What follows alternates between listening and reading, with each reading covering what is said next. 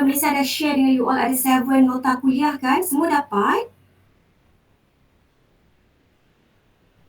Dapat. Boleh saya pastikan semua dapat? Okay. So I will start with, kita start satu persatu lah daripada nota kuliah 1 sampai 7. Okay, mana yang saya rasa, saya maklumkan that penting, it's really penting lah for you to understand the fundamental and basic of structural analysis. Okay, kejap ya. Saya tukar to slideshows. Hopefully tak ada siapa lagi nak masuk dah sebab saya nanti terganggu, nanti saya terlupa the gist yang saya nak sampaikan for you all lah. Okay, the revision class, kita go. Yang ni tak apalah, this is the introduction dulu.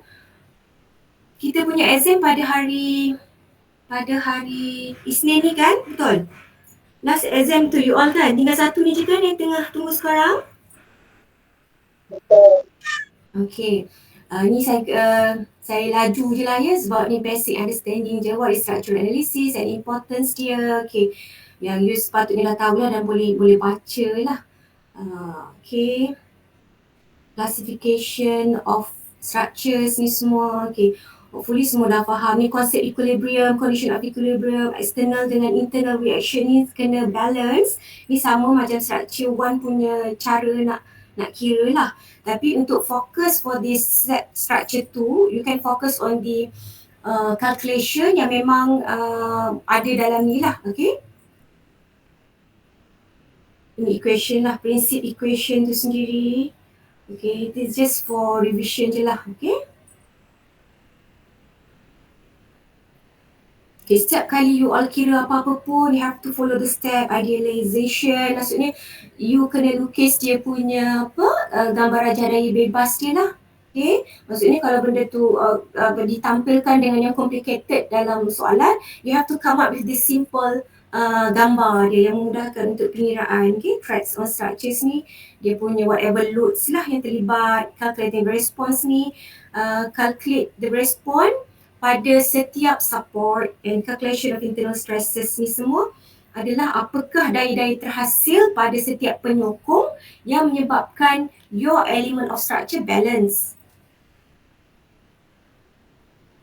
Samalah dia punya dalam bentuk bergambar, this one. Okay. Nanti yang pentingnya you tengok on the calculation parts tu lah. Okay, sekejap. This one is quite important column sebab banyak kali saya sebut structural failure dan sebagainya. So normally dalam bangunan apa yang paling utama adalah column, dan column fail, semua struktur dalam tu fail. Okay, so you must remember lah what is the column failure. Ada 3 jenis, buckling, compression and shear. Dan setiap 3 ni, buckling ni pesongan, compression ni tegangan, shear ni ricihan. So tiga-tiga ni dia ada sifat dia tersendiri and you have to know how to differentiate between tiga-tiga ni, and then you kena pandai lah okay macam ni. You must know how to differentiate it, explain dia dan how to draw that in a simple ni lah, simple sketch macam ni ke. Okay, buckling tu apa? Compression tu nampak kan beza dia. Kalau buckling totally it will memesong ke whichever arah yang inilah yang bersearah dengan arah daya yang dikenakan. Misalnya kalau you have to explain what is buckling failure, you tunjuk dekat sini arah daya ke kiri tapi you punya mesong ke kanan tu, kalau nak stable, salah dia akan memesong ikut daya yang dikenakan. Macam tu, lukisan pun kena betul lah. Okay, this one is, second one is compression failure. Okay, what happen?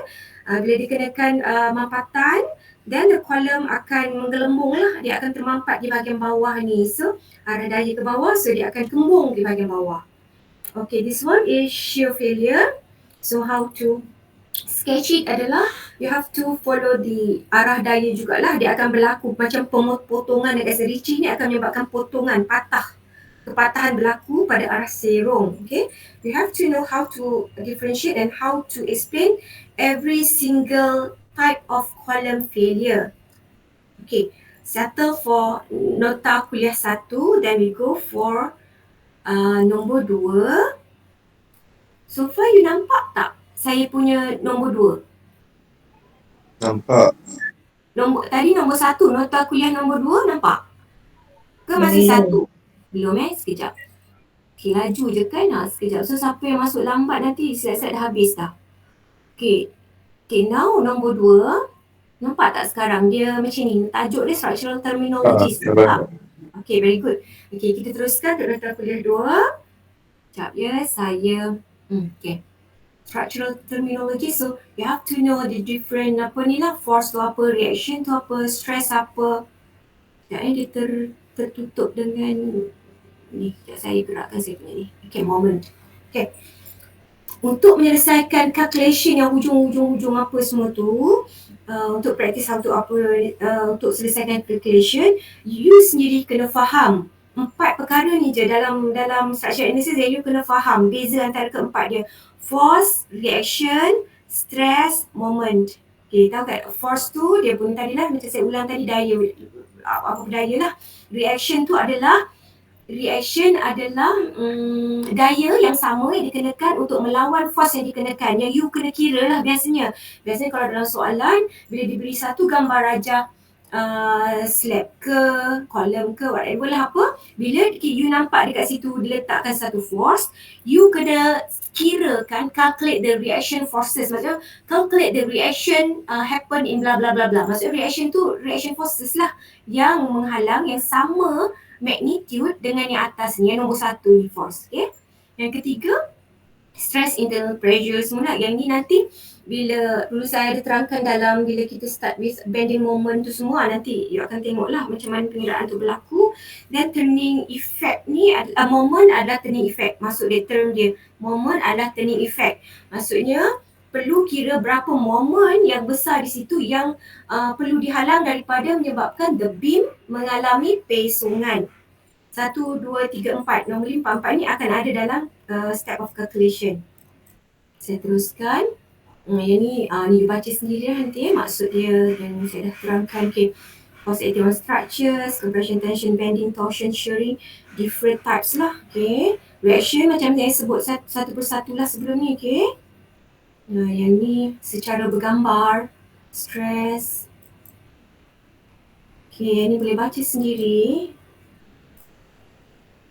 Structural design rule of thumb.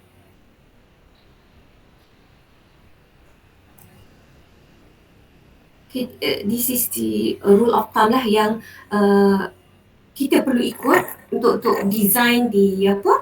Kalau kita dah tahu, dah kita laksanakan structural analysis, kita dah kira bending apa, kita dah kira bending moment, shear force diagram semua, akhirnya kita akan kira final member design tu berapa nilai dia, kita akan follow this step lah. Tapi untuk structure 2 ni, ini covers until structure 3, tapi structure 3 dah dijumutkan, so now until structure 2 kita tak kira. You all tak perlu sampai menghasilkan final member design. Okay, cukup memadai you faham sampai simple structural analysis on column, beam dan juga slab. Rule of thumb ni mungkin akan berguna lah kalau you guna dalam dalam you punya design classes ke apa. Yang ni tak perlu hafal, tak perlu apa. Ini ilmu lah, ilmu for you all, macam mana apa keperluannya structural analysis ni, you perlu tahu dalam you punya simple design. Ni tak perlu hafal semua, tak, ya. Sebab kalau dia masuk dalam exam pun, it will be given in the questions.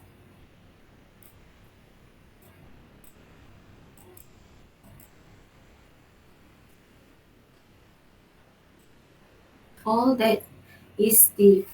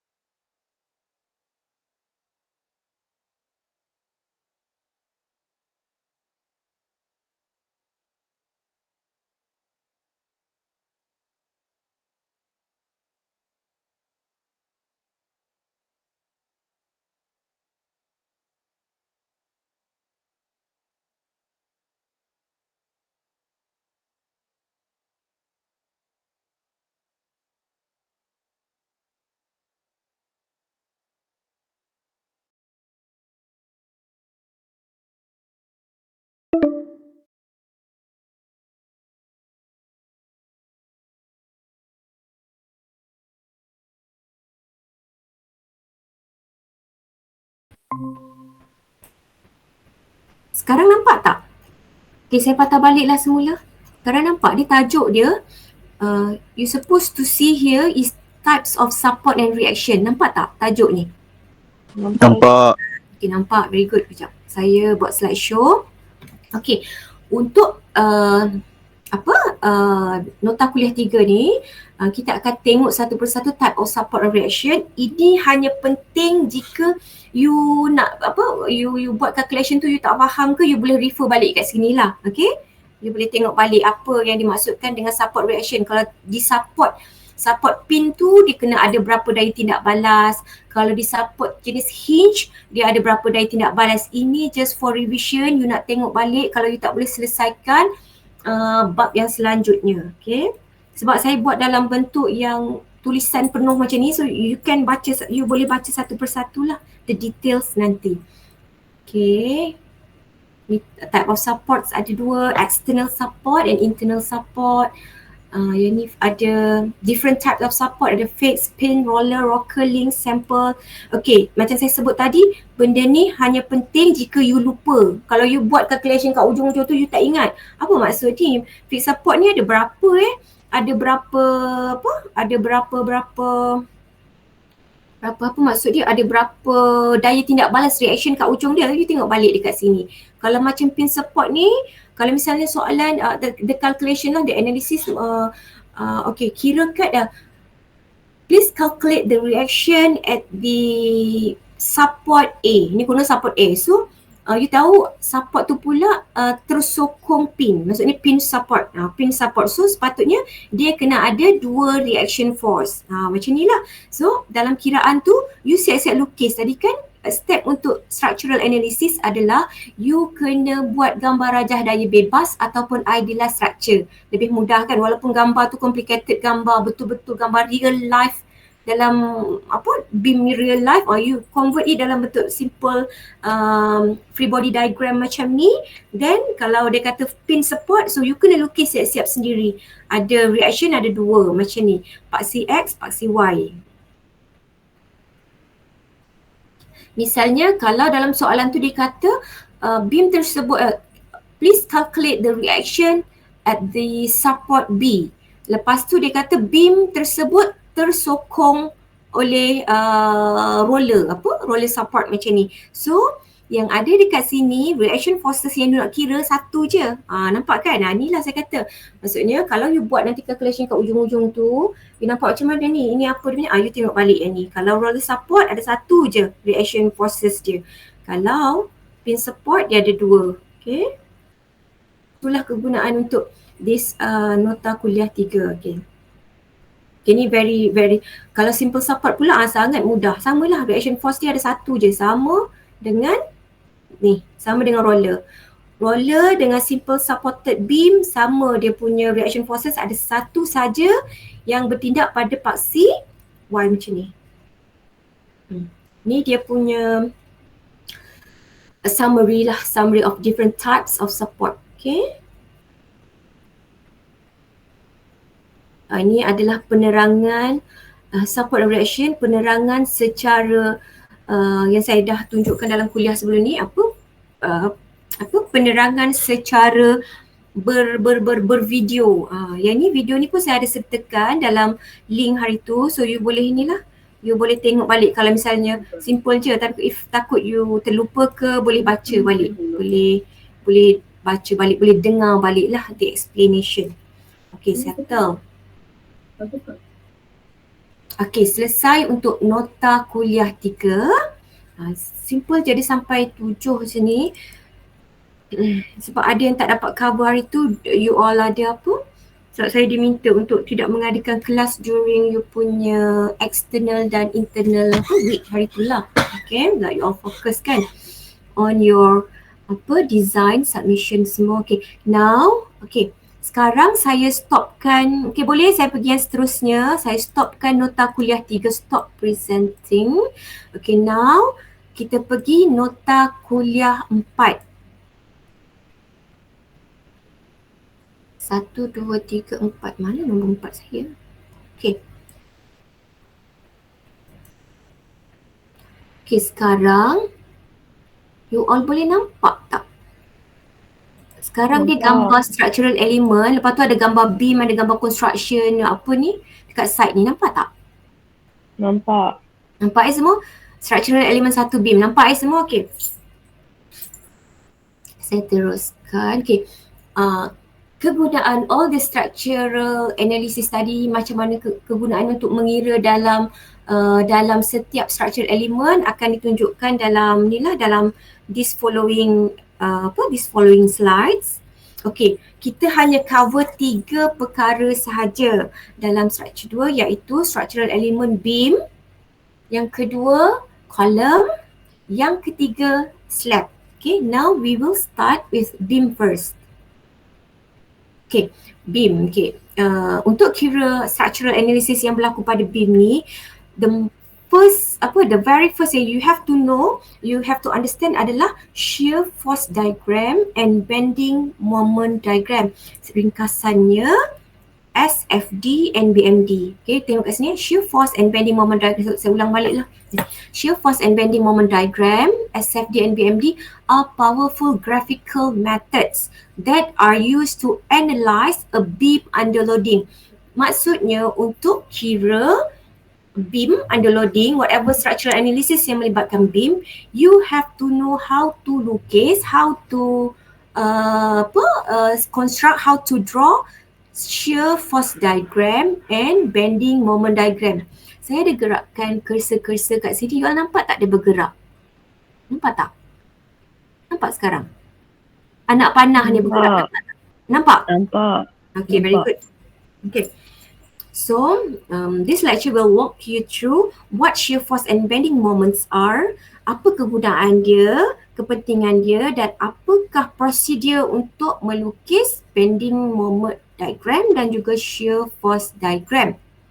Okay.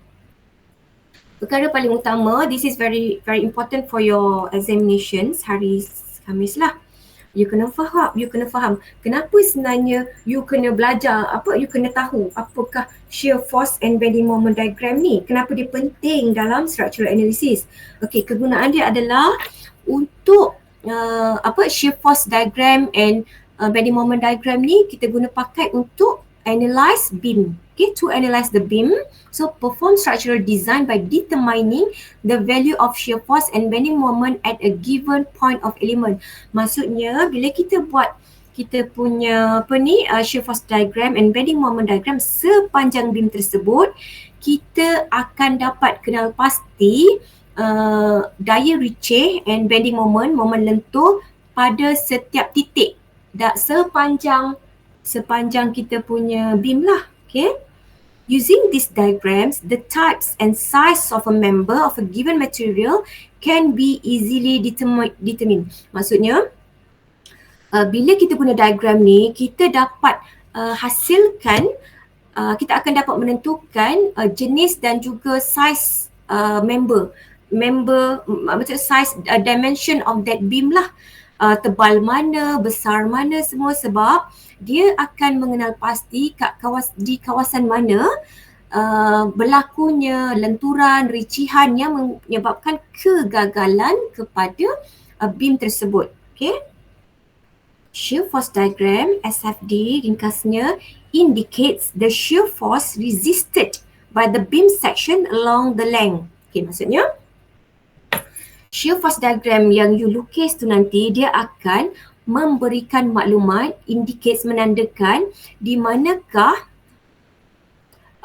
shear force akan dapat dihalang di sepanjang bahagian keratan beam tersebut.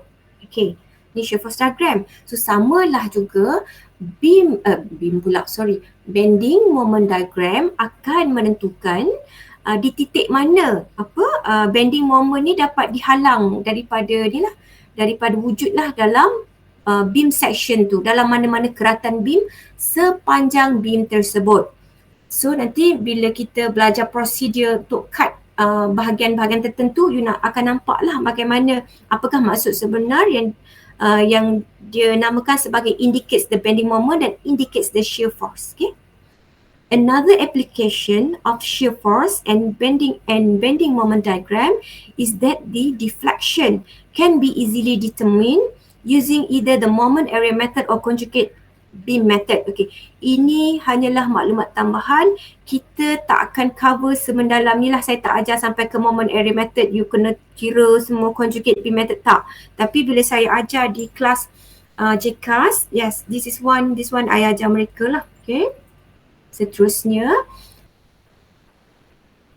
what are shear forces and bending moments? Apakah yang dimaksudkan dengan shear forces, daya Ricci, and bending moments, moment lentur. Okay. The shear forces and bending moments that arise will be determined by the loads acting on the beam and the support. Very understood lah maksudnya. Shear force and bending moment akan ditentukan oleh loads yang bertindak, whatever beban lah yang dikenakan yang bertindak ke atas beam dan support. Maksudnya bila you nak kira, bila you nak start lukis, you kena perhati jangan tercicir mana-mana daya yang ditandakan dalam beam tersebut. Nah, misalnya ada anak panah turun 40 km, ada anak panah turun 30 km, you kena ambil kira semuanya, jangan ada yang termiss. Okay? Shear force and bending moment diagram are commonly used to show and analyze the resultant forces in the SFD and BMD. Okay. Shear force and bending moment diagrams yang you guna pakai itulah, dia menunjukkan resultant forces. Resultant forces ni daya paduan yang berlaku di dalam beam disebabkan oleh daya dari luar, internal forces yang dikenakan ke beam tersebut. Internal forces are generated within a loaded beam to maintain balance. Sama je konsepnya dalam mana-mana structural analysis, whatever elemen struktur yang nak dikira, apabila dikenakan external forces, so internal forces akan dihasilkan atau generated. Untuk apa? Untuk maintain the balance supaya kita punya structural element tak mengalami kegagalan, sama ada terpesong, terpatah, termampat dan sebagainya. Okay? So, there are two components to this internal forces. The first one is shear force. Shear forces directed vertically. Shear forces ni bertindak pada arah vertical, arah menegak. And normal forces oriented along the axis of the beam. Dan juga komponen tu normal forces, daya biasa, daya normal yang bertindak pada orientasi yang sama dengan paksi beam. Kalau paksi tu straight, beam tu ialah paksi X kan, beam tu dijudukkan di situ, maksudnya normal forces bertindak sepanjang paksi tersebut.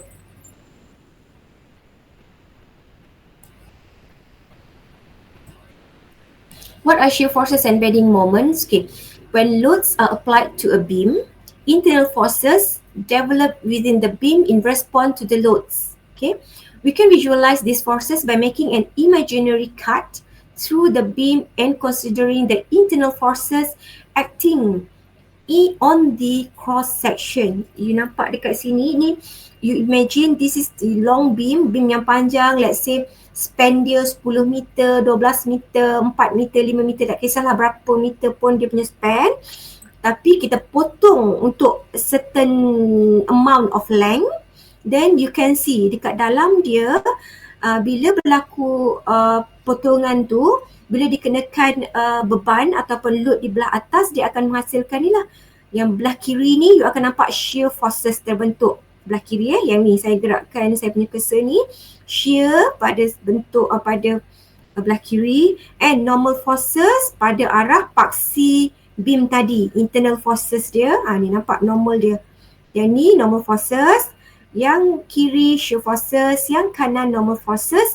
Yang kedua-duanya ni kita panggil internal forces yang terbahagi kepada dua components. Okay, yang first one, shear forces that are oriented in the vertical direction. Nampak ni vertical direction, parallel to the beam section, berarah 90 darjah dengan geratan kita punya beam. Okay. Yang kedua, daya apa yang bertindak disebabkan oleh external forces tadi adalah normal forces that are oriented along the axis sepanjang paksi of the beam. Ni nampak kan? Perpendicular yang berselari to the beam cross section ni. Bersudut tepat kepada you punya cross section. Okay. The internal forces develop in such a way as to maintain equilibrium. Kenapa dia wujudnya kedua-dua ni, daya-daya ni? Sebabnya dia perlu mengekalkan keseimbangan pada beam tersebut. So no matter where the imaginary cut is made along the line of beam, the effect of the internal forces will always balance the effect of external forces. Maksudnya, tak kira sepanjang mana pun kalau you nak lukis you punya gambar rajah daya lentur ke gambar rajah daya ricih tu, kat mana pun you potong, sebab nanti you akan potong dan you akan darabkan daya tersebut dengan jarak daripada setiap penyokong. So tak kira di mana you potong, dia tetap akan menghasilkan keputusan yang sama di sepanjang beam tu. Sama beam tu 5 meter ke, 10 meter ke, berapa meter ke, you potong a certain cross section untuk in order to construct your SFD and BMD, shear force diagram dan bending moment diagram. Still you can get the similar results asalkan you tahu cara and step nak construct the diagram. Tu je. Okay? Sebab di sepanjang laluan tu dayanya tetap sama. Sebab apa dia tetap sama? Walau you cut kat mana-mana, kerana mereka pula daya-daya dalaman ni dia perlu bertindak pada arah yang sama untuk menyeimbangkan you punya slab pula. You punya beam. Jadinya you potonglah kot mana pun, dia still akan menghasilkan keputusan yang sama. So jangan risau you akan silap kira ke tak, asalkan you follow the step, insyaAllah jawapan you akan betul lah you buat structural analysis tu. Okay, now we go for explanation on normal stresses. Okay, the normal stresses will be tensile on one side of the cross section and compressive on the other hand. Nampak kan dekat sini normal stresses tadi kan, kita ingat tak? Normal stresses tadi belah kanan ni, ni normal stresses ni dalam internal forces ni, dia bergerak pada arah sepanjang paksi beam along axis kan, and then bila kita nak tentukan kat mana compression, kat mana tension, so macam inilah gambar rajah dia yang berlaku. Sebab nanti perlunya kita tahu arah gerakan ni sebab kita nak tengok the sign convention of the moment diagram. Okay, the normal stresses will be tensile, okay, on one side of the cross section ni, tension, dia mengalami tension, tensile, and compressive on the other side. Okay, yang belah atas ni lah, compression ni saya tandakan sebagai warna merah, manakala yang bahagian beam yang mengalami tension, dia akan saya tandakan warna biru. Logiknya macam ni, you imagine ini adalah imaginary cut sebahagian daripada you punya beam yang panjang-panjang tu. Okay, macam panjang let's say 10 meter. You potong kat tengah-tengah, mungkin you potong pada jarak 3 meter lah ni. Okay, ni potong pada jarak 3 meter. So bila dikenakan beban dekat atas ni, betul-betul on top of your beam, haruslah yang bahagian atas akan mengalami mampatan kan, sebab dia paling dekat dengan load yang dikenakan. So dia akan mengalami, dia akan termampat. So dia akan mengalami mampatan, manakala yang bawah akan melentur. Melentur ni mengalami tegangan, dia akan melentur, jadi dia mengalami tegangan, dia akan memanjang. So dia akan berwarna biru ni lah, mengalami tegangan di bawah. Maksudnya bila tegangan dia akan size beam akan makin panjang. Bila mengalami mampatan, size beam akan semakin kecil. Size dia akan semakin kecil sebab dia akan meleding, nanti kan dia akan terpesong. So logiknya compression akan berada bahagian atas, ditandakan warna merah, and yang bawah akan mengalami tegangan, dan tension part akan berada di bahagian bawah sebab size dia akan memanjang separuh ni. Okay. If the beam is sagging, the top of the beam will get shorter. Okay, now macam saya sebut tadilah, bila atas mengalami bila beam mengalami sagging, yang atas akan lagi pendek daripada yang bawah. And so the normal forces acting at the top will be compressive yang ni. Okay? The top of the beam will get longer. Okay? The bottom of the beam will get longer, and so the normal forces acting at the bottom of the beam will be tensile. So now the beam mengalami keadaan sagging, melendut. Okay? So far semua boleh faham kan? Betul? Boleh faham? Boleh doktor. Okay, very good. Baguslah batch ni. Semua faham Tak payah buat revision class pun faham ni. Okay, now kita pergi slide yang seterusnya. Saya takut I have to pastikan tak terpotong line ni. Takut saya cakap seorang. Okay. These forces cancel each other out, so they don't produce a net force perpendicular to the beam cross section, but they do produce moment. Okay. So this means that the internal forces acting on the cross section of the beam can be represented by one resultant forces called shear force. That is the resultant of the internal shear forces, and by one resultant moment called bending moment. That is the resultant of the internal forces, normal forces. So apa yang berlaku tadi kan, kita bercerita dudang-dudang pasal benda ni semua. Shear force berlaku di sini.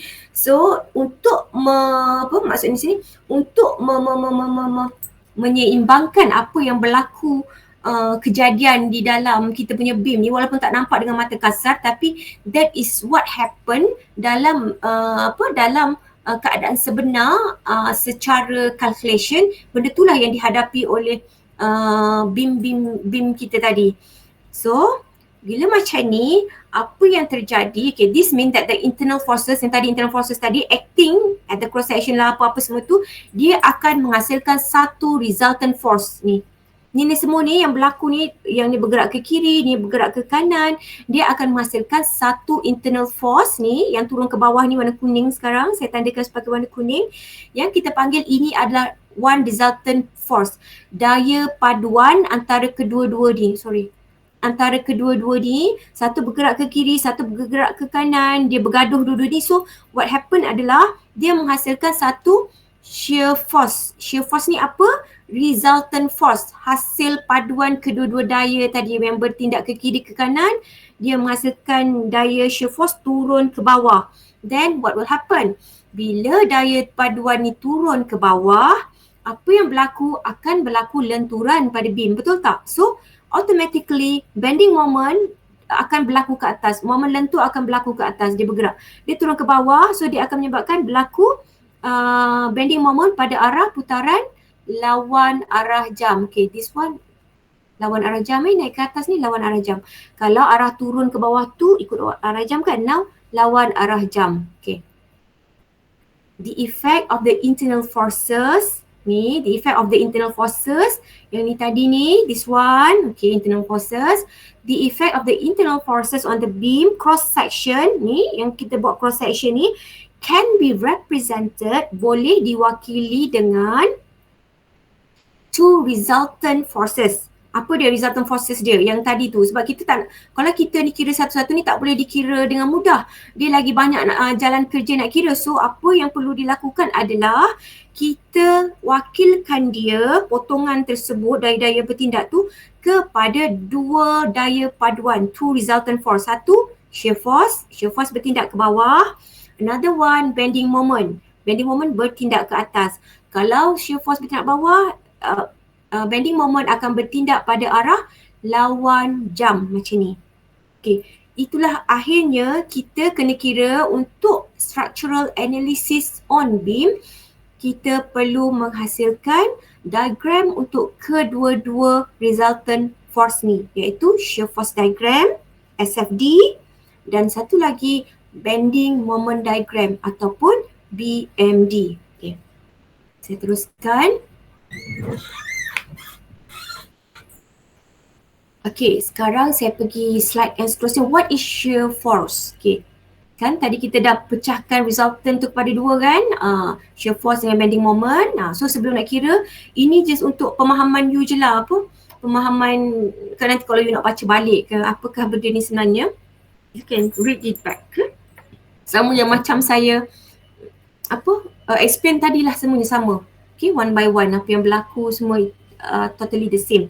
Tak perlulah sampai you nak, ini adalah dia punya prinsip tapi tak perlulah hafal sampai ke tahap ni, tak perlu. Okay, mana saya kata you perlu ingat, you ingat. Yang mana tak tu sebagai pengetahuan umum yang mungkin penting dalam bidang structural analysis, tapi it's not really important for you just for untuk architecture student lah. Okay, yang ni nanti boleh baca balik. Okay, habis structure shear force tadi dah faham macam mana apa yang berlaku. Now we go for bending moment. Semua now boleh nampak bending moment. Saya pergi ke slide seterusnya. What is bending moment? Okay, any load bearing object will deflect within the structure. We refer to this as bending. Okay, semua apa load bearing object yang akan berlaku deflection adalah pesongan kepada struktur tersebut, kita akan rujuk dia sebagai bending macam ni. This is kita punya structural element. So bila dia dikenakan, you nampak tak dia bergerak ke? Dia cuma bergerak dekat saya You nampak tak dia bergerak? You nampak ni bila dia nampak dia bergerak. Okay, bila dia kenakan daya dekat atas ni, what will happen to your beam adalah dia akan mengalami lenturan. Okay, tak kira lah kalau misalnya dia letak ni dia pada jarak L/2, maksudnya pada jarak 1/2 daripada belah kiri dan 1/2 dari belah kanan. Kalau nak kira you kena guna prinsip tu lah. So kalau misalnya daya ni, daya 40 kN ke 30 kN ke whatever daya lah kat belah sini, so yang melentur adalah bahagian ni lah yang akan mengalami pesongan yang lebih. So, in other words, bending indicates that the load applied perpendicular to bars axis cause the bar to deform. Akan mengalami anjakan ubah bentuk, deformation, ubah bentuk. The tendency of a force to cause a body to rotate around a particular point or axis is measured by its moment. So, kecenderungan, the tendency is kecenderungan force, kecenderungan daya tu akan menyebabkan this anggota, this member untuk berputar di sepanjang whatever point lah, whatever particular point dikira sebagai moment, bending moment. Sebab dia mengalami bending, so bila dikenakan daya dari atas, dalam ni sendiri, dalam slab, dalam kita punya beam akan mengalami, tadi saya sebut shear force kan, resultant dia shear force, dan what will happen? Daripada ada shear force sendiri akan menyebabkan berlakunya bending moment, so kita kena kira dia punya moment dalam ni. Okay. Thus, bending moment refers to the moment produced by a force or bending in any structural parts. The algebraic sum of the applied load to the specific distance from the reference point is the bending moment.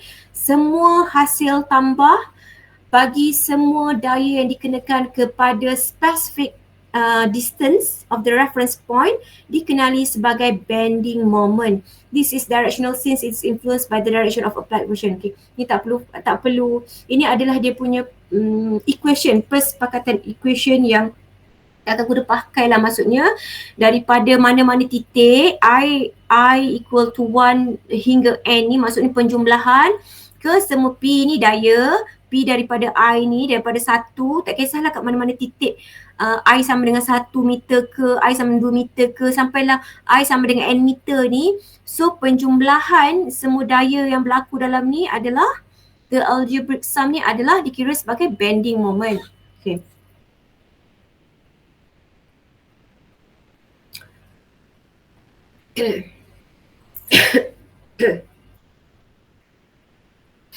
Okay, bending moment. What are bending moment, BM, and shear force? Shear force lah, ini ringkasan dia lah, kita panggil dia SF and BM lah normally. It's crucial to understand the concept of bending moment and shear force diagram. Dia crucial, maksudnya susah nak bagi you faham, but then kalau konsep itu, kalau saya jelaskan ni, so far you boleh faham kan macam mana dia berlaku, maksudnya you bijak lah, you boleh faham dengan mudah. Okay, so in simple terms, BM, bending moment, is the algebraic sums of moment caused by all external forces acting on the structures. And sama juga untuk shear force is the algebraic sum. Maksudnya nilai berangka, penjumlahan berangka. Okay, algebraic ni semula nilai-nilai dalam bentuk berangka lah. Ada nilai, maksudnya 40 kN, 60 kN, berapa of the vertical forces acting on a structure at any point. So to put it another way, bending moment represent the bending effect of forces on the structures, while SF, shear force, represent the cutting effect caused by forces acting perpendicular to the length of the structure. Okay, this one samalah dia punya pemahaman dia dengan yang saya dah explain secara verbally tadi, yang sebelum-sebelum ni Okay. Okay, nanti this one you can as long as you dah faham the concept dia, now you should understand lah dia punya ni pun you boleh baca sendiri. This diagram are critical for designing any structure. Okay, bending moment ni you kena tahu nak lukis semua lah, because this diagram are critical for designing and analyzing various structural elements such as beam, trusses and frames. Tapi ini hanya melibatkan beam sajalah yang kita akan tengok dalam structure 2. Okay, why it's important? Sama konsep yang tadi, tapi ni maksudnya nanti bila you start you baca-baca, you nak calculate apa, you nak fahamkan kenapa macam ni, you lupa apa yang saya ajar hari ni ke, you forgot yang sebelum ni ke apa, you boleh baca balik ni. Konsep dia sama macam yang saya terangkan pada mula-mula tadi, but this one is dengan menggunakan gambar rajah yang lebih ni lah panjang, okay, yang lebih gambar rajah asal. Understanding this concept is vital for assessing structural integrity and safety of a building or bridge. Okay, sama ni sama konsepnya dengan apa yang saya dah explain tadi. Okay, now we go for the what are the units of BM and bending moment and shear force. Bending moment is measured in unit of force times length. Maksudnya such as Newton meter or pound feet. Tapi sekarang ni yang saya tandakan merah ni yang penting. Kita tak guna ini US punya US punya kaki-kaki bagai ni US punya unit, tapi kita Malaysian guna matrix unit. So Newton meter. So whatever yang you kira dalam tu apa yang you kira dalam you punya structural analysis nanti, you tukar, akhir sekali jawapan kena tukar pada unit Newton meter ataupun kilonewton meter. Maksudnya kalau whatever dia punya dimension ke apa dalam bentuk milimeter, dalam bentuk sentimeter, you have to convert kepada unit meter. Let's say berapa 150 cm. So you have to, dalam kiraan you kena convert lah siap-siap 0.15 meter macam tu, supaya dekat hujung nanti you tak salah kira dah. Sebab akhir nanti kan you kena you kena tukarkan semua kepada unit Newton dan juga meter. So bending moment kena kira dalam unit force. Apa dia force? Daya times. Times ni darab dengan length panjang. Tu saya kata bila you kira nak construct your bending bending moment sepanjang beam you, tak kira lah you nak potong pada jarak daya berapa pun dekat situ, asalkan you pakai force yang berkaitan didarab dengan panjang daripada hujung support tu, maksudnya mana-mana potongan yang you kenakan tu betul lah. Okay? SF is measured in SF is shear force is measured, dikira in units of force per unit of cross-sectional area, such as Newton per meter. Okay, you guna ni lah Newton per meter. SF shear force dikira dalam unit force daya per unit cross-section.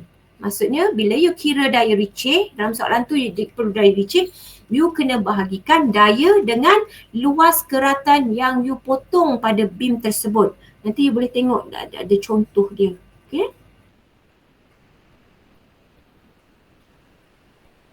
Okay. Okay. Ini kalau dalam lab lah.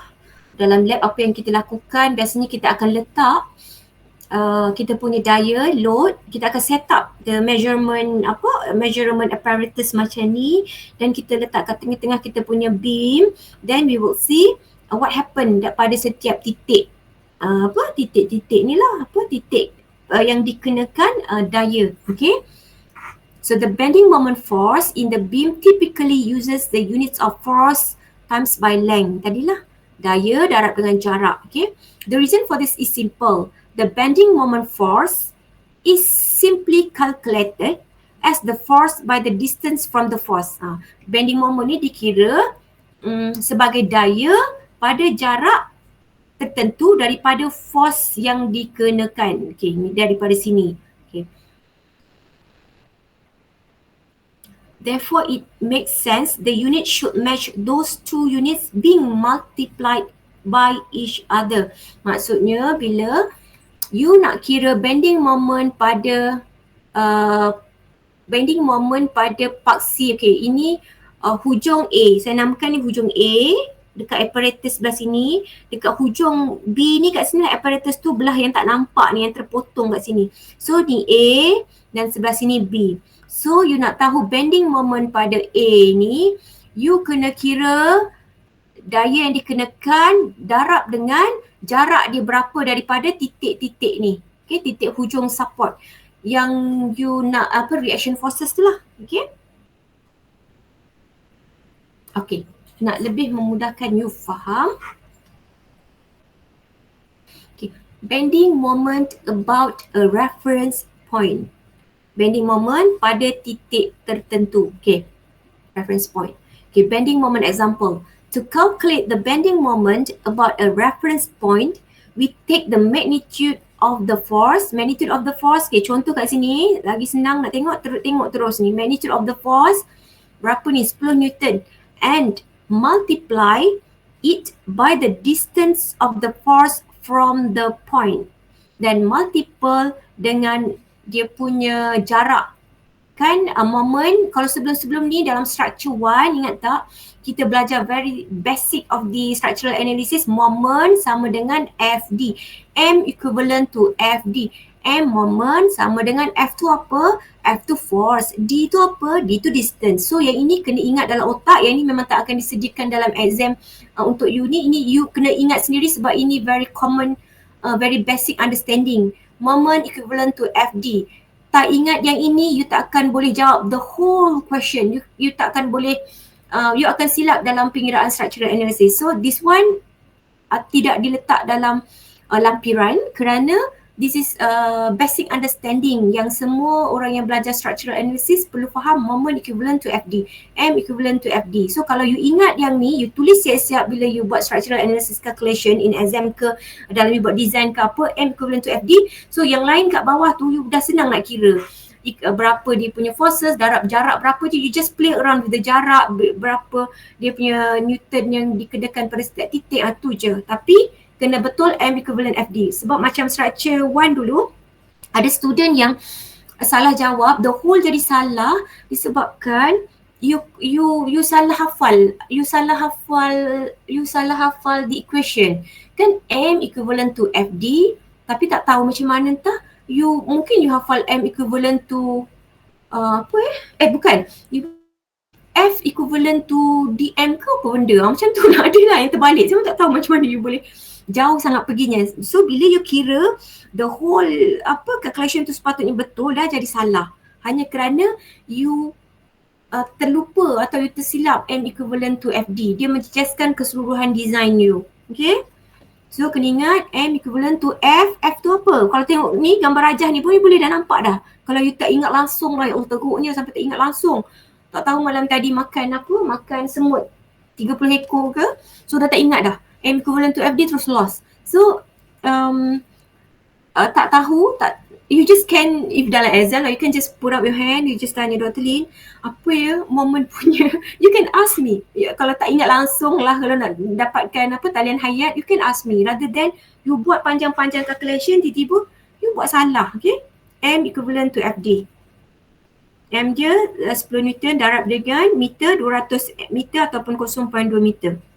Okay, ini sebagai contoh je lah ni, okay, contoh untuk memudahkan you faham the pengiraan nanti. In the example, the bending moment at point A, ni, bending moment at point A, maksudnya bending moment at point A ni, ini di mana terletaknya you punya support tadi lah kan. In the example, the bending moment at point A is simply the distance ni, panjang ni 0.2 meter multiplied by the force. Distance jarak ni daripada point ni darab dengan forces tu. Therefore, the bending moment at point A ni, bending moment at point A ni kat ujung ni sama dengan M equivalent to FD tadi kan saya kata. Okay, F dia berapa? 10 Newton. D dia berapa? 0.2 meter. Tukar siap-siap. Misalnya kalau kat sini 200 meter, kalau kat sini 500 meter, tukar siap-siap dalam unit meter. Senang nanti you nak kira sebab unit dia is Newton meter. So darablah dapat 2 Newton meter. Ini nanti penting jika you nak faham, you dah buat calculation, kenapa dia macam ni? Apa maksudnya? You boleh rujuk balik lah ni. Explanation by words yang saya buat tulis macam ni. Okay? Kalau memang you dah faham, dah terletak kukuh di kepala otak, you tak payah dah nak follow, nak baca yang this part. Unless saya risau, so kadang malam exam, you all dah tak tahu dah ni apa ni datang dari mana, you rujuk balik the slides. Okay? Dan baca. Sebab tu saya suka tulis full maklumat macam ni, so at least you can revise it lebih mudah lah. It is important to note that to use the above formula, the force in the case of 10 Newton downward force must not pass through the point. This is obvious as we apply the same formula, distance time the force, the distance will equal 0 and therefore there will be no bending moment force. Okay. Maksudnya nak kira bending moment, dia perlu berada pada sesuatu jarak daripada kita punya titik. Dia tak boleh tiba-tiba nak kira bending moment kat sini, tiba-tiba daya tu kat sini. So equivalent to 0. Okay, maksud dia dekat sini lah. Kerana apa dia jadi bending moment jadi 0? Kerana kan kita dah sedia maklum bending moment dia punya equation sama adalah M equivalent to FD. Kena ada jarak. Kalau jaraknya kosong, kalau jarak dekat sini, you still darab dengan apa-apa pun, you akan dapat bending moment 0. So far faham ya? Saya teruskan pada sign convention. Okay. Sign convention for shear force and bending moment. So kedua-dua ni dia ada sign convention lah, sama ada positif or negatif. Okay, untuk menentukan sama ada ke manakah arah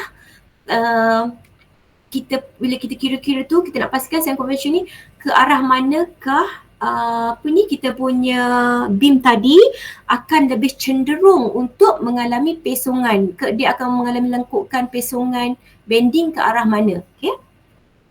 Sign and convention of shear force. Now the shear stress can change the direction of beam. Now the shear stress can change the direction of beam. Okay, shear stress tu fahamkan dari segi ni, shear stress boleh menyebabkan berlakunya direction of beam, arah beam tu membengkok lah. Hence there comes a need to adopt a sign convention for them. These conventions are adopted for beams only. Okay, dia hanya diguna pakai untuk beam saja. It's not for other types of structural element lah. Dia hanya untuk beam saja. Consider the cantilever beam below which show the direction of forces. Inilah beam below. Okay, bukan below, sebelah ni lah, beside lah. Okay, ni. A shearing force is considered negative if the right side of the section goes down. The right side goes down. The left side of the section is going up. So kita panggil shearing shearing force negative. In the same way, a shearing force that is positive if the left side of the section is going up and the right side of the section going down. Ini just for the sign convention lah. Okay. Tadi untuk shear force, this one is for bending moment. Sama juga konsep dia, a consistent sign convention is to be used when calculating shear forces and bending moment. Okay. The most common sign convention is as follows. Applied forces are positive if they are acting in the downward direction. Applied forces maksudnya daya yang dikenakan dari luar, external forces lah, macam yang daya tadi tu yang berapa 10 Newton yang dikenakan ke atas beam pada jarak 200 cm tadi, okay. So applied forces tu adalah positif sekiranya dia berada pada arah directionnya downwards. So if the beam is on the left side of the imaginary cutting plane, shear forces pointing downwards are positive. If the beam is on the right side of the cutting plane, shear force pointing upwards are positive. Nanti boleh nampak during calculation lah, okay? If a bending moment causes sagging, then it's positive. And if it causes hogging, then it's negative. Simple nak ingat bending moment ni, macam tadi sagging. Mana saya ajar sagging tadi? Okay, this one. Bila tengok daya dikenakan dari atas, shear force turun ke bawah, dia berada dalam keadaan sagging, so bending moment adalah positif sebab bending moment arah ke atas nak melawan kepada daya tindakan ni lah, daya tindakan ni ke bawah. Kalau pada keadaan hogging, maksudnya melentur ke atas, atas yang mengalami tegangan, bawah mengalami lenturan. So bending moment adalah negatif sebab dia ikut arah jam. So ingat satu je. You ingat yang bending moment kalau shear force turun ke bawah, so bending moment akan ikut arah, sebab dia resultant force kan, dia akan ikut arah shear force ke sini, dia terus bergerak ke sini. So arah lawan jam yang ini positif. You ingat satu ni sudah. Kalau you ingat dua-dua nanti you confuse, ingat yang ni je positif. So mana-mana yang tiba-tiba berlawanan pada arah ni, so you consider sebagai negatif. So ingat satu sahaja. Bending moment positif pada arah lawan arah jam. Lawan kan ni tengok. Kalau jam kan pusing sini, lawan arah jam. Macam ni. Positif. Kalau negatif sebab dia ikut arah jam, ikut negatif. Turun ke bawah ni bentuk dia. Tu negatif. So ingat satu je.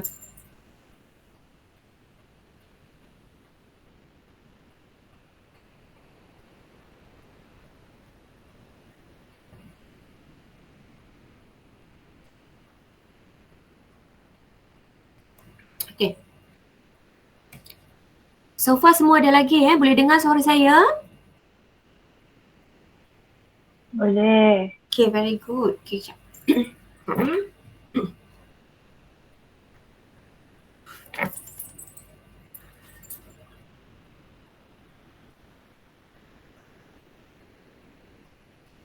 Okay, untuk memudahkan yang saya sebut tadilah, maksudnya these sign convention are summarized in the figure below. Kalau you nak ingat, senang ingat, okay, this is the positive sign convention, yang bawah ni negative sign convention. What happen adalah positif ni dia akan berbentuk sagging, maksudnya meledung, dia turun ke sini, so dia punya bending moment naik ke atas. So bending moment yang lawan arah jam bersifat ni anti-clockwise, lawan arah jam positif. So ingat satu je, so you tahu yang satu lagi tu negatif. A moment of bending that causes upward concavity will be considered positive. Upward concavity ni maksudnya dia berbentuk macam ni lah, dia membengkok ke atas. Okay. Then apa yang kita namakan ni, dia adalah sagging bending moment. Okay, dalam keadaan sagging. Your beam dalam keadaan sagging. A moment of bending that causes upward convexity, turun ke bawah macam ni, terbalik, convex, will be considered negative, also known as the hogging bending moment. Ada bendul ni, hogging, hog, ada bendul macam ni lah, maksudnya berbuku ke atas, terbalik macam ni kan. So ingat satu je, satu lagi automatic you akan ingat, tak confuse. Okay, ini just a relationship lah. Load, shear force and bending moment relationships.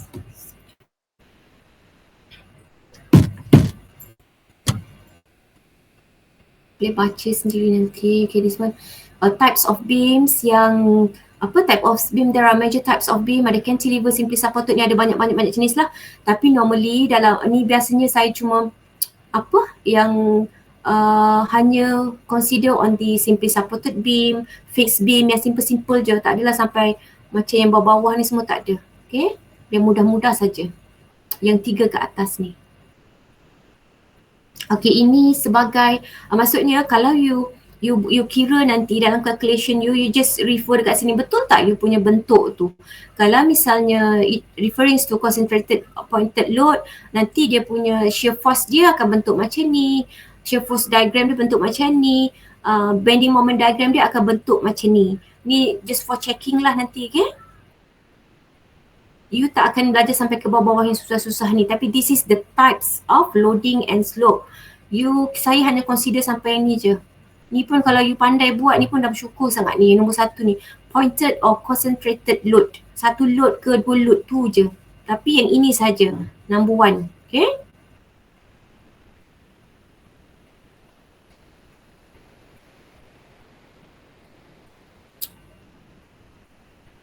Okay, ni biasa yang kalau macam student suka tanya lah apa benda ni, so this is just a frequently asked questions. What do you mean by shear force and bending moment? What relation? What is the use of drawing the shear force and bending moment diagram? So by drawing the SFD and BMD, you can find out where in the structure to put reinforcement to counteract the force and moment. Maksudnya bila you lukis SFD and BMD nanti, you tahu kat mana kawasan paling lemah. So bila kawasan tu lemah, you have to put more reinforcement ataupun you have to put reinforcement dekat situ. Okay, kawasan yang tak mengalami kelemahan atau kegagalan, you just let it be without reinforcement. Macam itulah konsep dia. Kita kena tahu untuk design design kita punya beam, dan at the same time we have to calculate for the cost analysis. Kena tengok sebab reinforcement ni mahal semua kan, so kena kira betul-betul. Okay, tapi tak adalah sampai ke tahap you kena kira reinforcement kat sini, tak ada. Okay, jangan risau. Simple je soalan dia. Okay, ni boleh baca sendirilah nanti kalau you nak mudahkan pemahaman kan. Kenapa shear force and bending moment diagram useful ni, you baca sebab apa. Macam tadilah, nak analyse beam and design beam, kita nak kena tahu loading of the beam di sepanjang beam tu, dan kita kena quantify dia berapa nilai-nilai dia, kat mana berlaku kegagalan semua, kita boleh check. Okay, beam loads and supports.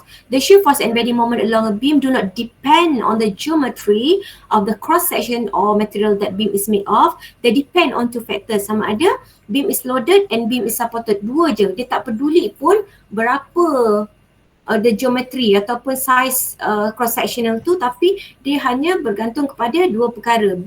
Bagaimana beam tu menerima bebanan dan bagaimana dia disupport. Load and support. Okay, ni nanti boleh baca how it's, okay, how the beam is supported.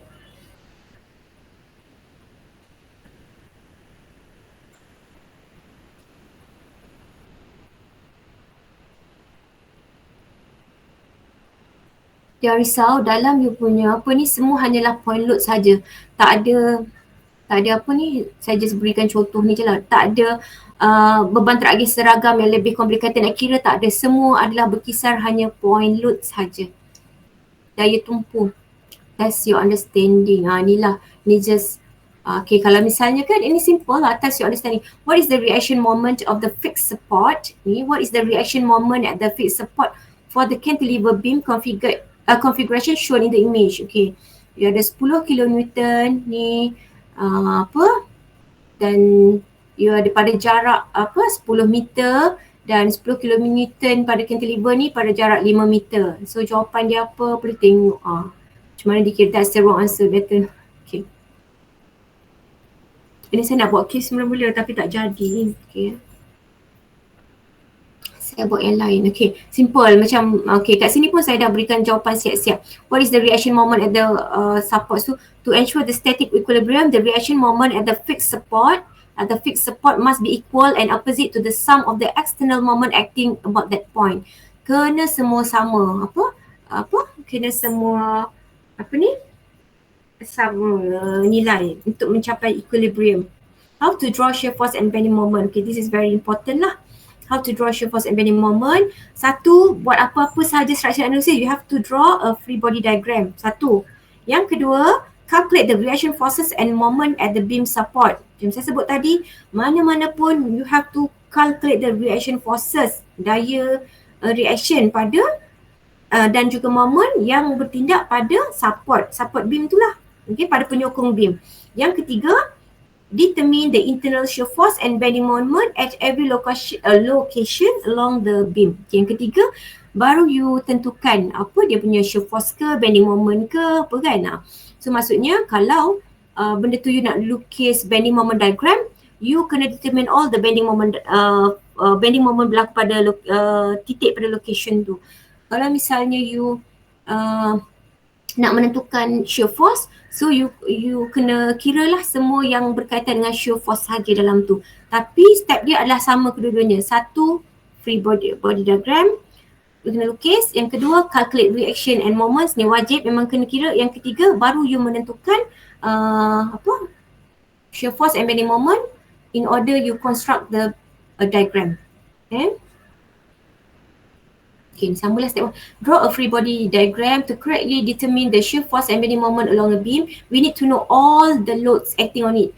Bila you lukis balik the free body diagram, you kena make sure you jangan tertinggal masa you salin lukisan itu balik. Okay? Sebab nanti calculation akan salah. Dan kadang you yang jenis blank dah tak tahu nak buat apa, you lukislah balik. Takkan sampai ke tahap tak boleh kan blank sampai tak boleh nak lukis balik. You just lukis balik tu pun dapat markah tau. Lukis balik your free body diagram, step tu pun ada markah. Sebab step dia ada 3 tadi kan. So at least daripada 20 marks, at least mungkin you dapat 3 markah ke 5 markah sebab you melukis, effort you melukis and hasilkan the free body diagram tadi. Then you jangan tertinggal mana-mana loads yang point load. Okay, saya bagi hint dah, point load sahaja yang terlibat. Okay, which include external loads and reaction load at support. Okay, siap-siap. Misalnya kalau macam tadi support tu adalah roller support. Roller support ada satu sahaja reaction forces. Lukislah satu dekat situ siap-siap. Okay, memang dalam gambar raja asal dalam soalan tak akan letak the reaction forces. So you yang kena tahu nak letak kat mana reaction forces tu perlu berada. Dia perlu berada pada titik support. Jangan tiba-tiba sebelum macam structure 1 ada yang lukis reaction forces tu tiba duduk celah-celah merata-rata dia letak titik tu. Jadi salah lah you nak kira dan macam mana pun tak tahu macam mana you boleh kira benda yang tak boleh dikira. Macam tu. So you lukis siap-siap reaction forces dia. Kalau dia adalah simply supported beam, ada satu je reaction, lukis siap-siap nak panah ke atas dekat support dia, dekat hujung tu roller satu, macam tu lah. By drawing the free body diagram, you identify all this load and show them in sketch. Okay, lepas tu you dah lukis semua, dah siap. Then what you should do? You calculate the reaction forces and moment at the beam support. Okay, you kira lah the reaction moment dalam kat di support tersebut. Although the external loads are known, the reaction force and moment at the supports are not. They need to be calculated. Okay. Walaupun dia tahu external load, memang kita tahu. Tapi you kena kira berapakah daya yang bertindak ke atas setiap moment, ke atas setiap titik support tu untuk menyeimbangkan daya tumpu di atas you punya beam tadilah. Okay.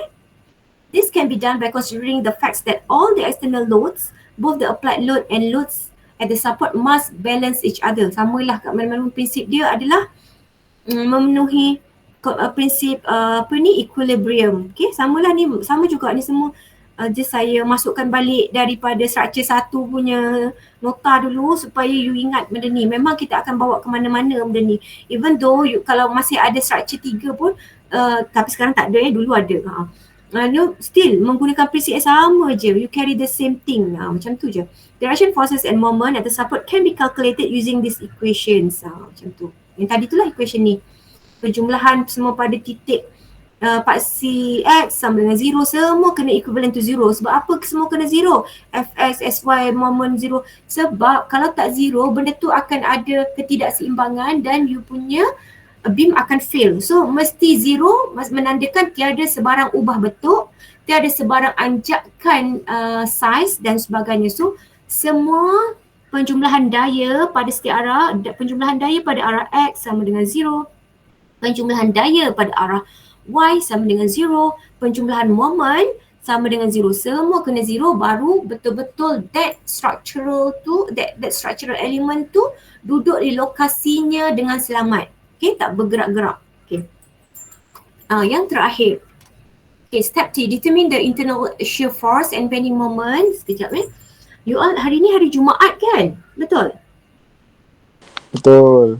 12.30, dekat 12.30 dah. Okay. Pergi solat Jumaat pukul berapa? You all nak pergi solat Jumaat nanti pukul berapa? Pukul 12.45 ke pukul 1? Pukul 1. Pukul 1 sempat kan? Okay. Pukul 1 sempat kan? Betul? Kalau kita stop Sempat. nak stopkan kelas pukul 12.45 ke pukul 1?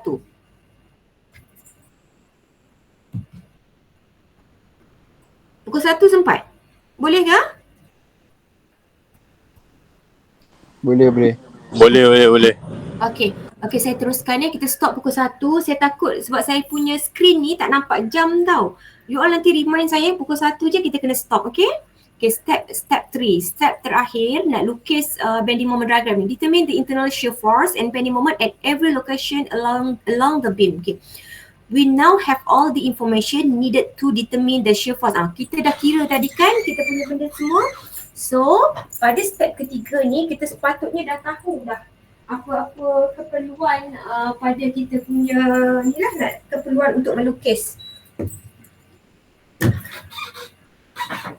As mentioned in an earlier part, if we make an imaginary cut through the beam at any location, the internal forces and moments acting on the cross section must balance the external forces and moment. Ingat tadi kan, kat mana-mana pun kita potong, dia kena balance dengan external forces and moment. So you kena kira kena darab setiap tu, you kena kira daya darab jarak. You kena ingat N2M sama dengan FD. Misalnya you kena cari F, let's say you kena cari F, M over D kan, you buat dah equation tu kan, M equivalent to FD. So kalau nak cari M, nak cari F, M over D.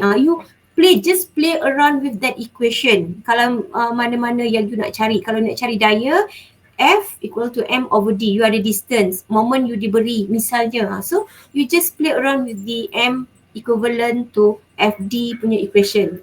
Okay. This means that we can once again apply the equilibrium equation to calculate the shear force and bending moment along the beam. Okay. Ni step nanti boleh baca balik lah. Ni takut you terlupa, then nak practice, you tengok ni. Start at one end of the beam and move the location to the imaginary cut to the other end, applying the equilibrium equation and calculating the shear force and bending moment as you move along the beam. So pada setiap tu, bila you potong, you kena kira balik the shear forces and bending moment yang berlaku. Bila you potong je, you kena kira balik pada setiap potongan tu, pada kat mana yang you potong. Doing this all the full length of the beam will give you the shear force and bending moment diagram. So bila you dah buat potongan pada setiap tu dan you kira nilai shear force and bending moment pada setiap potongan tu, akhirnya you akan melengkapkan satu shear force diagram dan satu bending moment diagram. Okay, ni saya tunjuk secara how to calculate bending moment diagram. Okay. Dekat sini kita akan lihat satu persatu dari segi bending moment diagram calculation, calculating bending moment diagram by hands, sign convention for bending moment diagrams, and yang terakhir how to calculate bending using software. Cumanya yang keempat ni, how to calculate bending using software ni saya tak buat sebab kita sebab dia lebih kepada sebab kita pun di jabatan kita tak ada software yang untuk ni lah, untuk penggunaan civil engineering punya calculation ni. So saya tak ajar lah macam mana kira guna software ni, okay? Sebab nanti pun bila you kerja, you tak kira guna software pun, yang semua ni is civil engineer yang akan kira, okay? Memadai you faham macam mana nak kira the simple step using by hand je, calculating using by hand, okay?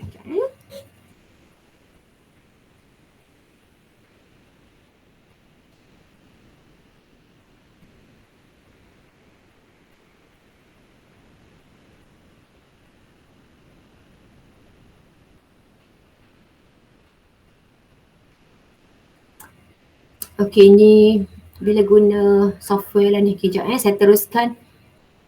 Calculation. Okay. Calculating bending moment diagram by hand. Okay.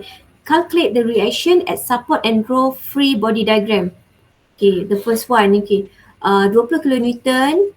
Ini sebagai contoh ini contoh saja 20 kilonewton and you lukis from the lukisan asal ni you tukarkan kepada free body diagram dan you 20 km di sini dan you, bila you kira dia akan dapat 10 kilonewton ni pada jarak separuh daripada setiap penyokong hujung. So di sini bila you kira you akan dapat 10 kilonewton di kiri, 10 kilonewton di kanan kan. So bila macam saya sebut tadi bending moment pada titik di hujung. Ini contoh yang directly saya buat through simple guna software lah. Kalau software dia tertutup keluar macam ni lah gambar rajah dia kan. Okay. 0 kilonewton sama. Kalau guna tangan pun dia akan keluar benda sama macam ni juga. Kan tadi saya sebut M equivalent to FD kan. So you tahu kat sini tadi berapa 20 kilonewton darab dengan yang dekat sini titik dekat sini F dia adalah 0. So memang totally bending moment dia akan 0 di hujung sini dan di hujung sini akan 0 juga di titik sini. But the rest yang bawah ni dia akan memberikan nilai setelah kita kira all the reaction lah. Ini the simple ini adalah version version pendek lah ni. Okay. Okay, from left to the right, make cuts before and after each reaction. So to calculate the bending moment of a beam, we must work in the same way we did for the shear force diagram. Okay, starting at 0, we will move across the beam and calculate the bending moment at each point. Cut 1, make a cut just after the first reaction of the beam in our simple example. Ini memang gambar rajah dengan satu persatu step. Okay. So when we cut the beam, we only consider the forces that are applied to the left of our cut. Okay. In this case, we have 10 kilonewton force in the upward direction. Ini tadi kenapa kita dapat 10 kilonewton ni? Sebab kita dah kira dia punya reaction forces. Sebab tu dapat 10 kilonewton. Dan bila kita nak check balik betul atau tidak, 20 kilonewton daya kenaan equivalent to daya pada kiri, hasil tambah daya pada kiri support dan pada kanan support. Okay. In this case, we have 10 kilonewton force in the upward direction. Now, as you recall, a bending moment is simply the force darab dengan distance.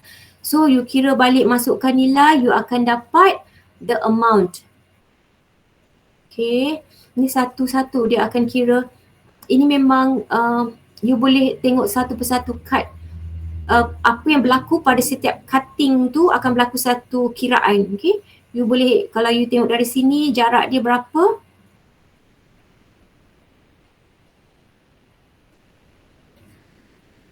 Jarak 10 Newton, 10 meter, then you darab.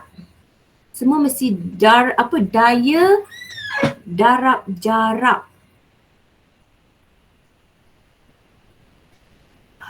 Dia explanation saya buat dalam bentuk ni supaya you faham step by step dia.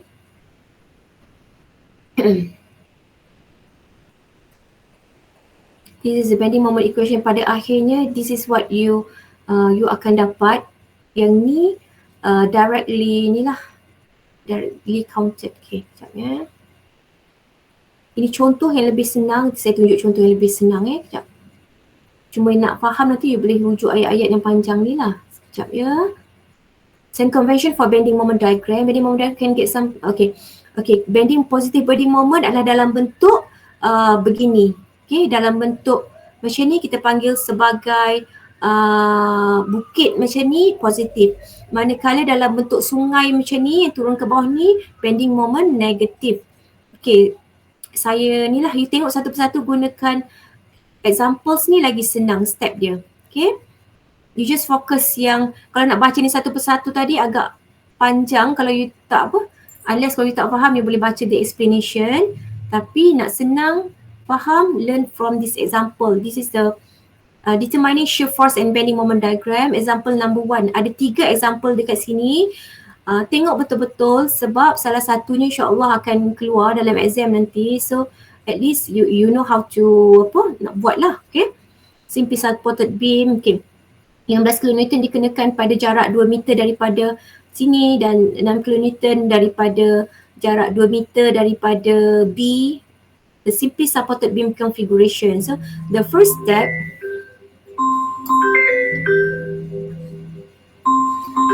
is drawing the free body diagram. Samalah macam tadi kan. You have to lukis free body diagram kan. Bila pin yang saya cakap tadi, free body diagram. Bila free body diagram, you nampak dekat sini pin simply supported beam di penyokong ni pin supported and another one is roller. So kalau pin ada dua reaction berlaku, nampak tak? Ni you lukis lah. Ni dapat markah ni kalau you lukis ni okay. Kat sini pun dah 5 markah dah. Rugi je kalau you tak buat lukisan ni, rugi. Okay.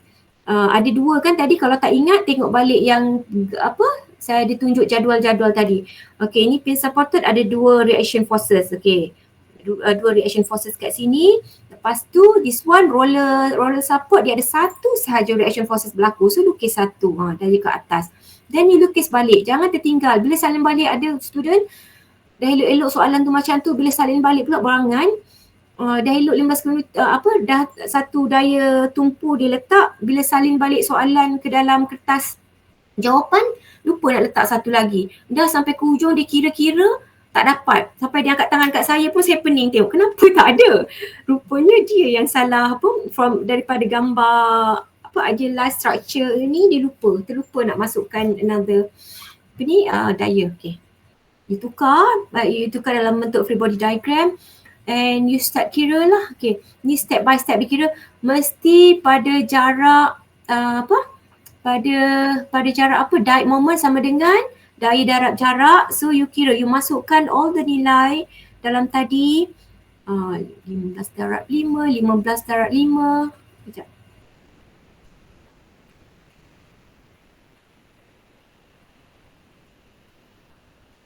You masukkan all the nilai dan you akan solve mana-mana bahagian tu. We can solve this question to determine RB equivalent to 9 kN. RA maksudnya you hanya berfokuskan M equivalent to FD tadi, kena ingat. So hasil penjumlahan pada semua titik kena 0. So you just play around with the equation untuk dapatkan untuk dapatkan reaction forces pada setiap titik. Mana kejap sorry. Pada setiap titik di sini. Okay. Pada setiap titik di sini.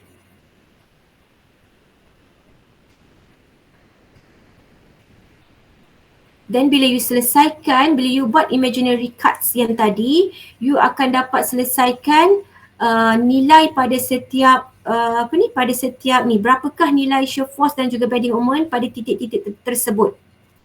Dan bila dapat nilai baru you lukis, okay? Sampai siap ulang. This step dia kan, you have to ulang dia punya kiraan bending moment dengan shear force tu pada setiap titik yang you potong tu. Sampai you dapat lengkap satu penuh lah, sampai selesai macam ni. Sampai selesai. Ni kan daya dikenakan pada jarak 2 meter, 2 meter, 2 meter. So you boleh gunakan ni, you potong pada 3 bahagian lah. This is benda ni sendiri memberi you tips untuk potong kepada 3 bahagian dan you selesaikan kiraan shear force dan bending moment pada titik ni. Another one you selesaikan bending moment dan shear force pada titik ni sampailah ke hujung. Bila kat hujung memang akan zero bending moment dia sebab tadi jarak adalah zero. So you akan dapat bending moment zero kat sini, zero kat sini. Yang betul lah. Pada keadaan yang ini kita panggil bending moment positif sebab bentuk dia gunung naik ke atas. Okay, dan you akan dapat tadi shear force dia hujung kat sini mesti kat sini. Sebab apa-apa pun dia akan berada pada titik paksi. So setiap ni potongan ni 2 meter, 2 meter, 2 meter tadi you dah selesaikan bending moment punya kiraan dan juga shear force diagram dia, you akan lengkapkan satu gambar raja. Dah selesai lah. Okay. You tengok. Itu boleh jadikan contoh. Yang ni pun you boleh jadikan macam learn from examples number 2. Okay, let's say yang ini pula. Okay, sekejap. Tak silap saya ada 3 dekat sini. Ada 3 contoh yang you boleh study lah. You boleh tengok balik nanti. Okay. Contoh nombor 2. Okay. The beam shown in figure 2. Ada orang baru nak masuk. Sekejap Sekejap saya kena admit. Siapa ni baru nak masuk ni?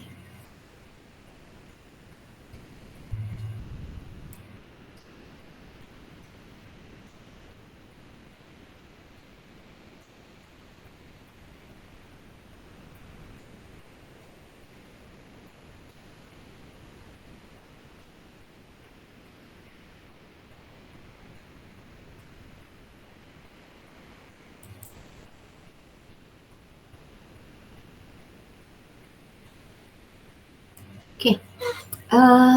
Okay, sekarang you masih nampak lagi? Nampak doktor. Nampak tak? Saya ada tulis dekat sini.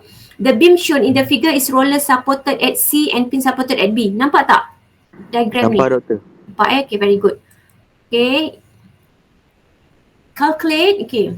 Dia kata macam ni lah. Apa slab ni katakan. Ni the beam slab lagi. Suka sangat slab. Okay. The beam shown in the figure is roller supported. Nampak kan roller supported dekat sini? Siapa aja yang baru nak masuk ni?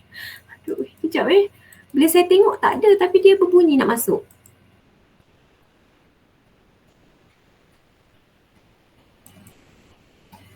Okay dah. Okay, we get back dekat gambar rajah ni. Okay, now kan sekarang you nampak balik kan gambar ni adalah gambar saya tulis the beam shown in the figure is roller supported at C and pin supported at B. Nampak tak? Saya terpaksa balik sebab tadi terpaksa allow your friend untuk masuk. Okay, nampak so far nampak Okay. Dia kata beam ni yang kita tunjuk ni beam steel beam ni is roller supported at C ni. At C nampak kan dia roller supported dekat sini. Roller supported tadi saya sebut dia ada satu je reaction forces. So nanti bila you lukis balik ada satu je kat bawah daya naik ke atas. Okay. Now dia kata and pin supported at B. Pin supported dekat B. Mana B? This one is B. So pin supported dekat hujung ni. So pin supported ada berapa? 2. Tu you kena ingat lah ada 2 dekat hujung dia. Okay, you lukis lah. Saya tak lukis. Okay, tapi kalau you lukis sebab saya dah tahu kan, so saya tak perlu lukis lah benda tu kan, sebab saya dah benda tu ada dekat kepala otak saya tak lukis. Tapi you lukis untuk memudahkan you mengira apa semua kan. Okay. Dapat markah kalau you keluarkan the free body diagram, you dapat markah. Okay. So calculate the reaction forces at C and B.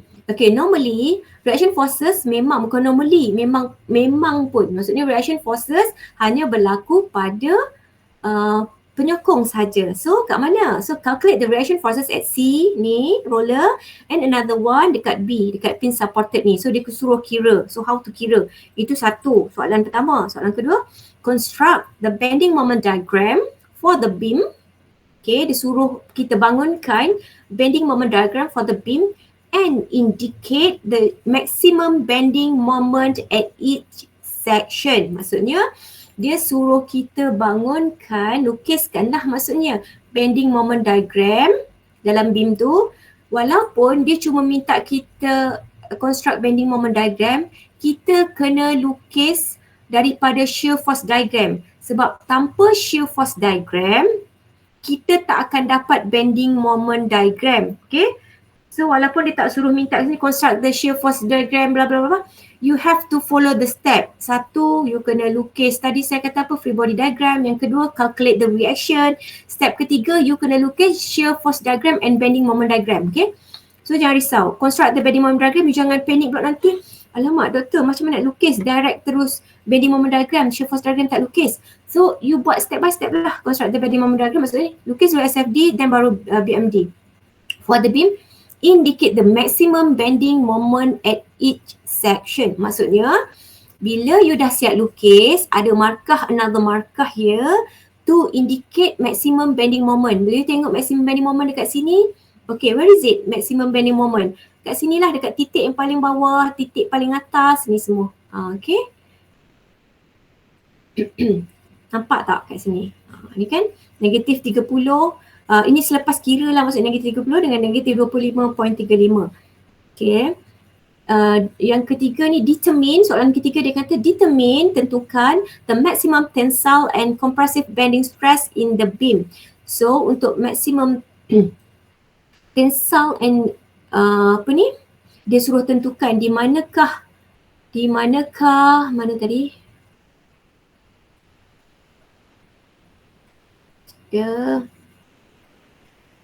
Determine the maximum tensile and compressive bending stress in the beam. Dia suruh tentukan dekat mana maximum bending stress yang berlaku pada beam. Nanti kita tunjuk dalam pengiraan tu. Okay.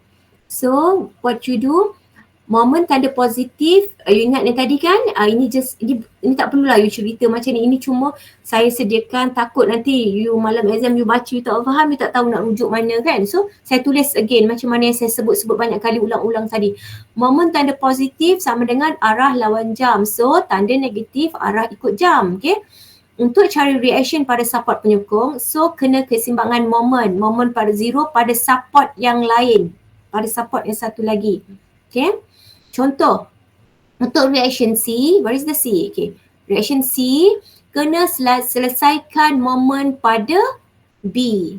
Mana B? Okay. Selesaikan moment pada B. Di mana kita pakai yang selama ni saya ada ulang-ulang, moment sama dengan FD. Structure 1 pun moment sama dengan FD. What is F? Force. D. What is D? Distance. Maksudnya, untuk you baca balik dia punya tips kat sini. Kalau you baca nanti tak boleh, tak dapat nak tangkap dia kan. Untuk cari reaction pada support penyokong, kena keseimbangan moment pada support yang lain. You nak cari C, you kena cari keseimbangan moment pada support yang satu lagi. Kalau C, kena cari B. Kalau nak cari moment pada B, you kena selesaikan support pada C. Sebab kalau nak cari B, you selesaikan pada B, you akan dapat moment zero. Kerana M equivalent FD, jaraknya zero, betul tak? So you tak akan dapat apa-apa, tak akan menyelesaikan masalah you. So bila cari pada B, you kena cari keseimbangan pada support yang lain. So kita selesaikanlah reaction at C. Where is C? Okay, reaction at C. Moment B, alamak ni dia patut MB ni sebenarnya moment pada titik B. B ni sangat kecil tau. Ni saya tak perasan pula, saya tak guna subscript ni, sepatutnya kecil. MB kecil, moment pada titik B. B kecil sama dengan 0.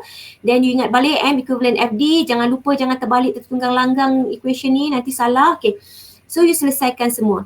M equivalent FD sama dengan 20, where is 20? 20 ni moment pada B, okay here. 20 darab dengan 1.5 darab tambah dengan 2.4 tambah dengan 1.5 ni. Jarak keseluruhan semua dari titik B. Dapat kan? Tolak dengan C. C mana C? C mana C? Okay, C ni. Okay, C darab dengan 2.4 ni tambah 1.5 ni. 3.9 ni tambah dengan 40. You cari semua moment pada B. So 40 darab dengan 1.5. Ni. Nampak kan?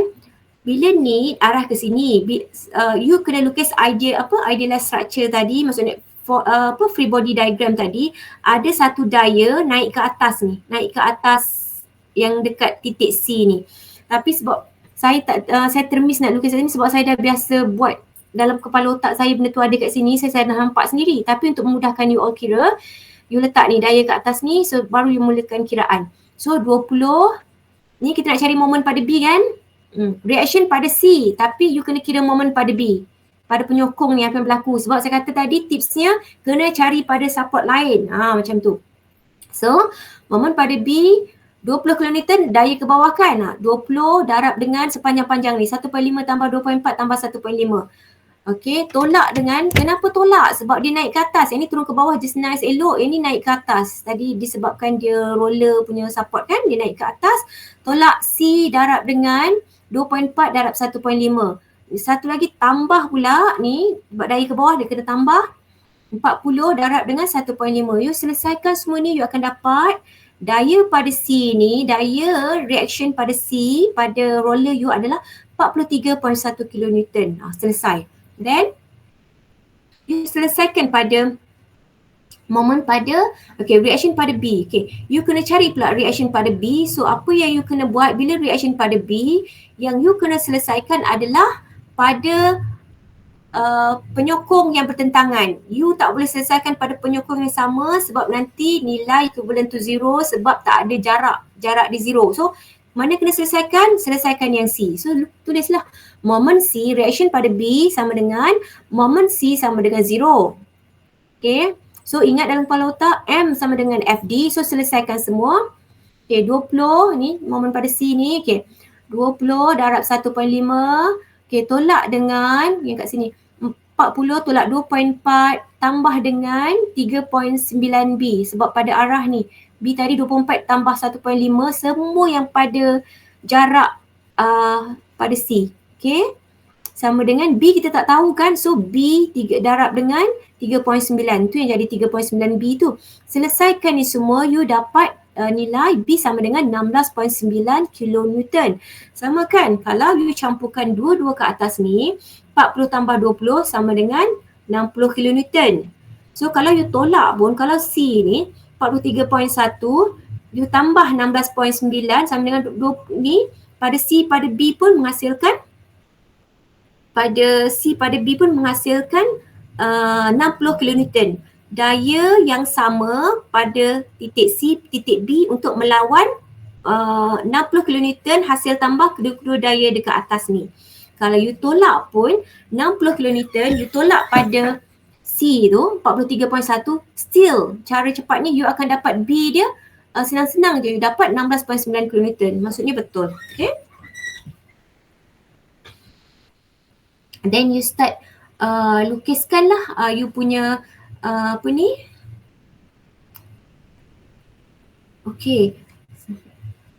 Okay, nak memudahkan, gambar rajah ni sebegini kan. Tapi kalau you nak buat calculation nak lebih faham dengan mudah, you buat gambar dalam bentuk jarak macam ni. Lagi senang. Nampak tak? Berserenjang semuanya. Kalau macam ni kan, di muka surat ni you tak nampak sebab saya nak letakkan dia melekat lah semua ni. So macam ni. You buat 20 kilonewton ni yang asal lah kan, yang diberi dalam soalan. Then this is daya yang bergerak ke atas tadi, daya reaction pada C, titik C you kira kan tadi kan. Okay. Then you kira another one, daya pada titik pada B tadi. Okay. Then you lukis, you buat pada jarak yang sama 1.5 meter. Tengok ni, sama kan semua 1.5 meter pada arah daya ni semua pada soalan asal. Mana soalan asal? Okay, this one. You buat potongan pada setiap pada setiap daya yang dikenakan, daya tumpu yang dikenakan dan juga pada daya reaksi yang berlaku. 1, 2, 3, 4. So you nak senang, you ingat 1, 2, 3, 4 dan bila you lukis graf shear force diagram bending moment rate, you buat titik pun sama. 1, 2, 3, 4. Ada 4 garis juga. 1, 2, 3, 4. Semua yang sama. Okay.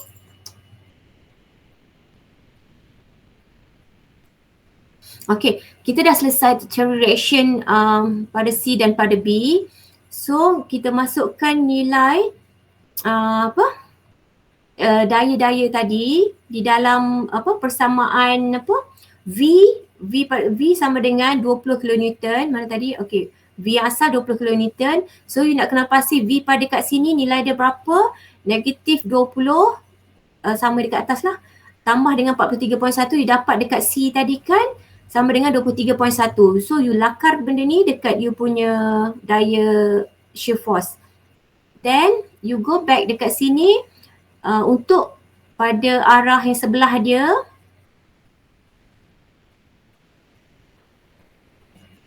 Ni.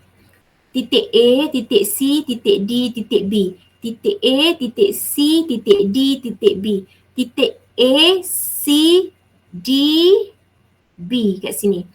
So ini nak memudahkan you tengok, ni saya letak siap-siap. A to C, C to D, D to B. Saya buat dalam bentuk macam ni supaya you boleh tengok satu persatu nanti. Okay. So you daripada sini untuk dapat V satu lagi 23.1 tolak dengan 40 kN kat sebelah dia ni, you dapat daya pada titik tersebut 16 pada daya sini.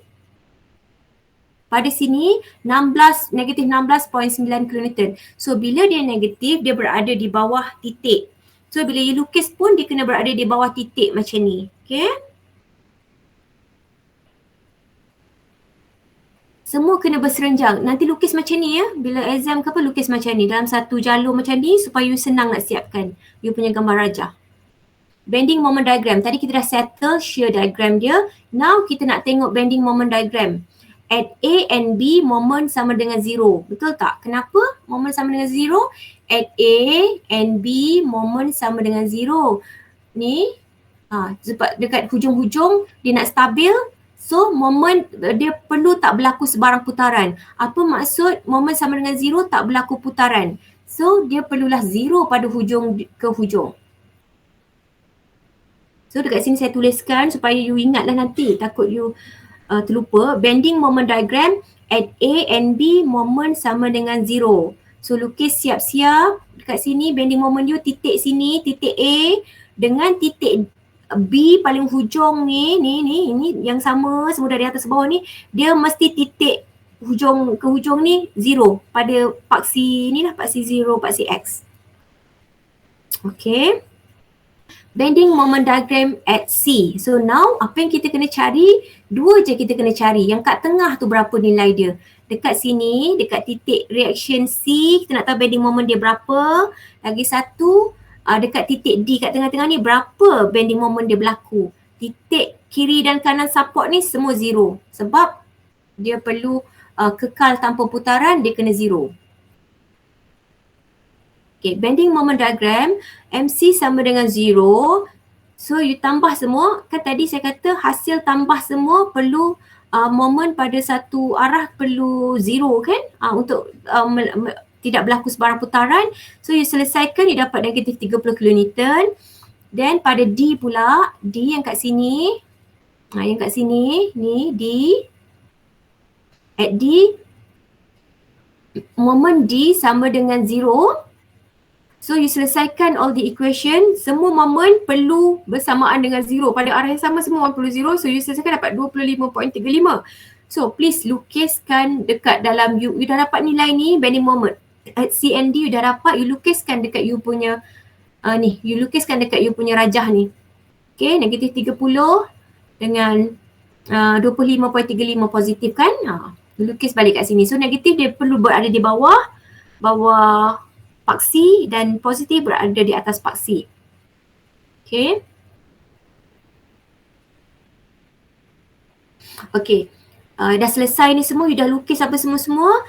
You dapat lihat dekat sini daripada bending moment diagram you di sini. Di sini yang kecil ni. Okay, ni bending moment you. Mana bending moment paling maksimum you boleh tengok. Ni 25.35 positif, tapi ni negatif 30. Paling bending moment paling maksimum adalah yang ni, negatif 30 ni. Okay. So you boleh jawab berapa bending moment diagram occurs, okay, bending maksimum telah berlaku, bending moment maksimum telah berlaku pada titik C. Paling maksimum ni. Pada maksimum pada titik C iaitu 30 kN ni. Sebab 30 kN dia menyebabkan dia melendut, dia mengalami kegagalan. So, kalau soalan tadi bertanyakan, determine the maximum tensile and compressive bending stress in the beam, jawapan dia adalah bending moment you pada titik C dengan nilai 30 kN. Maksudnya, whatever dalam real example lah misalnya, dalam keadaan dalam keadaan di luar yang sebenar, real example, tak boleh kenakan sebarang daya melebihi 30 kN di sini sebab dia akan menyebabkan dia gagal. Macam itulah konsep dia. Ya? Nanti bila you tengok balik ni, you guna calculator you boleh faham dengan mudah lah. This is penting ya. Penting kena tahu nak kira. Okey, ni pun sama, contoh yang lebih kurang sama tadi. The beam shown in the figure is pin supported and roller supported at B.